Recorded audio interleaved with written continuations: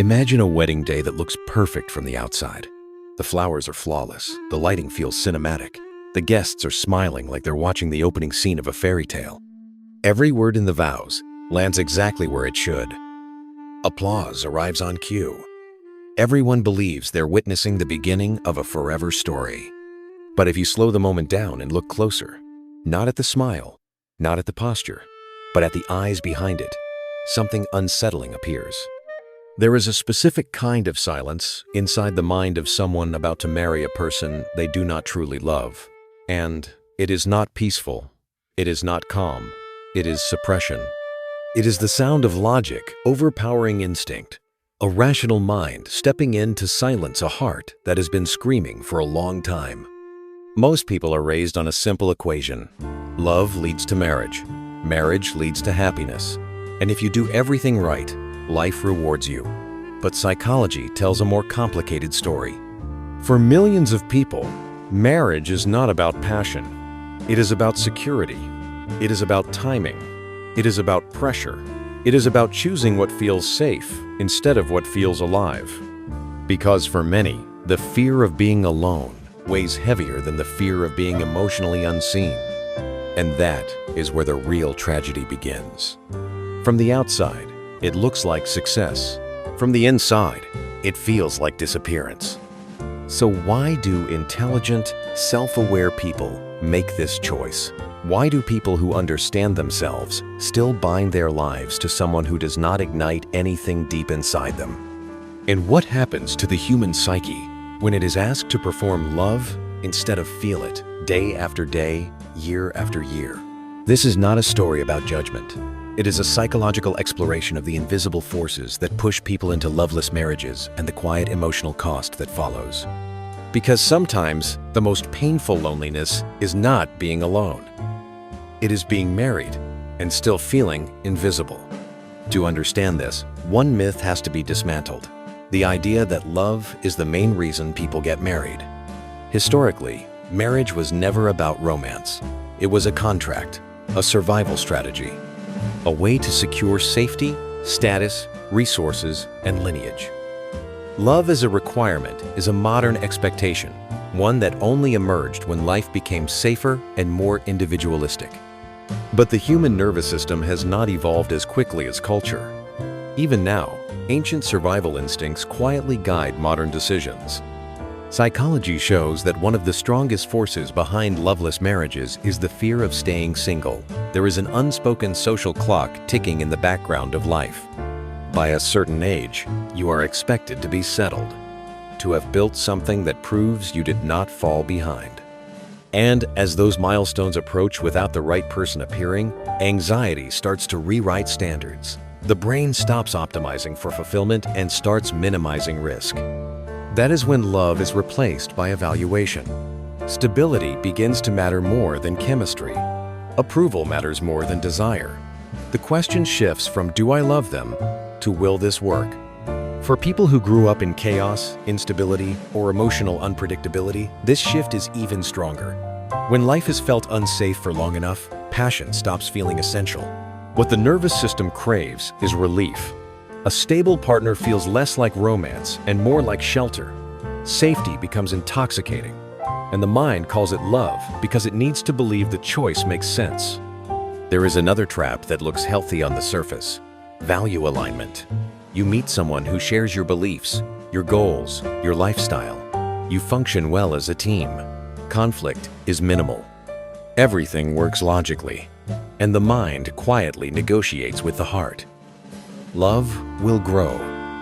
This is mature. This is responsible. But often, love does not grow. It simply remains absent.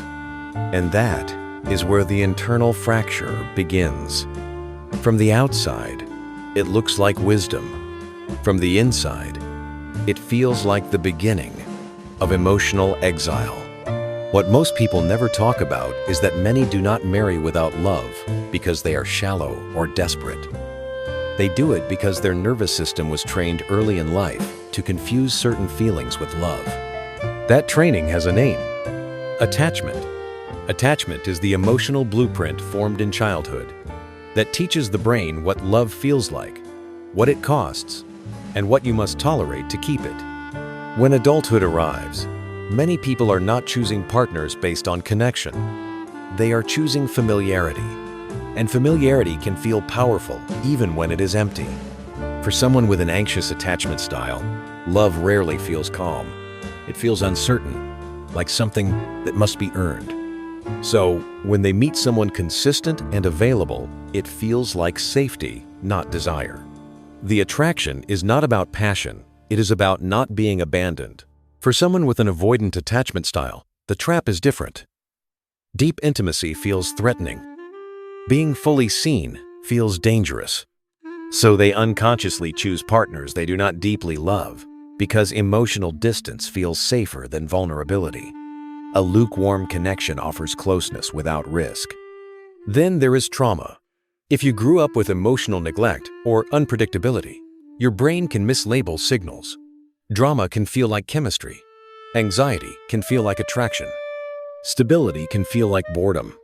So when someone safe appears, the mind approves, but the body remains unconvinced. This is how people make lifelong decisions while under the influence of their past. Not because they reject love, but because they do not recognize it when it arrives in a healthy form. Settling rarely announces itself. It disguises itself as maturity, responsibility, choosing peace. Sometimes it even looks like love. That is why so many people do not realize what they have done until marriage forces the truth into the open. Relief feels stronger than excitement. Touch feels obligatory. You feel lighter when you are alone. Your real self stays hidden. The future feels stable, but emotionally gray. Life works, but something essential is missing. After the wedding, after the celebration fades, a quieter psychological battle begins. Not with the partner, but within the mind. Psychology calls this cognitive dissonance. The pain of holding two conflicting truths at once. I committed to love this person forever.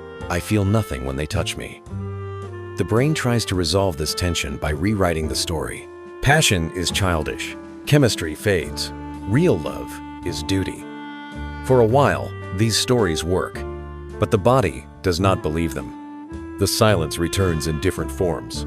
Irritation without reason, emotional numbness, a persistent, low-grade sadness that cannot be explained.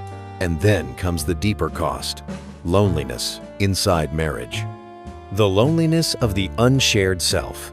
When you cannot express your real thoughts, your fears, your humor, your vulnerability, you begin cutting pieces of yourself away.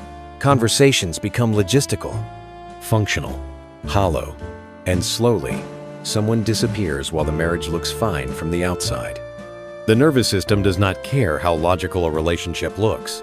Emotional deprivation is still stress, quiet stress, the kind that never ends.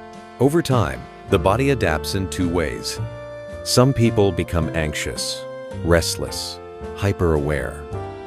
Sleep breaks. Appetite changes. The mind never rests. Others shut down.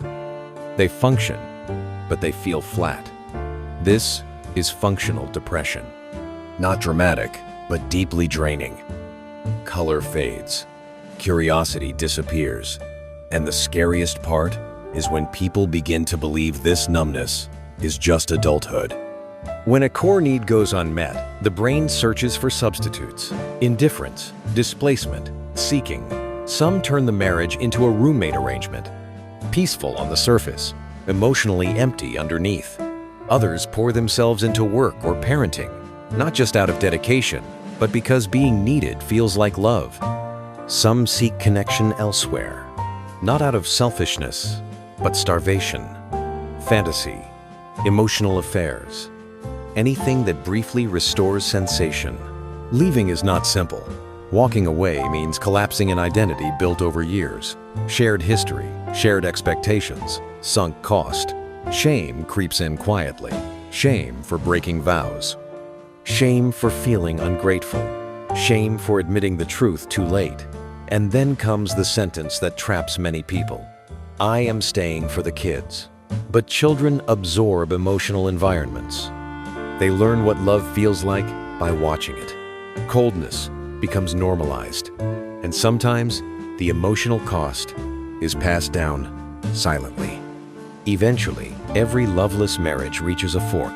Companionate partnership, silent resentment, parallel lives. Stability without intimacy can survive, but respect is non-negotiable. When respect dies, the structure collapses. So there are only two real paths: rebuild with honesty and help, or leave with dignity and preparation. Both require courage.